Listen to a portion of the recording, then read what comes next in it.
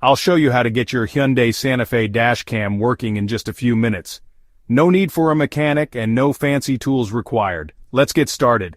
First, check if your dashcam is getting power.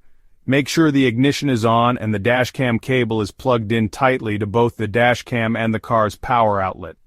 If the dashcam screen stays black, try using a different power outlet or cable. Sometimes they can be faulty.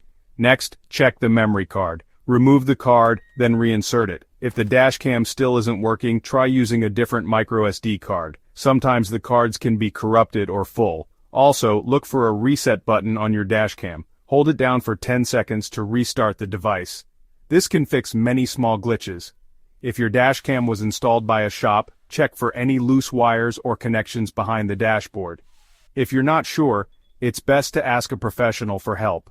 Finally, make sure your dashcam software is up to date. You can usually find update instructions in the dashcam's manual or on the manufacturer's website.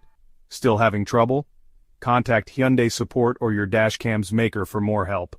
With these simple checks, you'll likely have your Santa Fe dashcam working again in no time.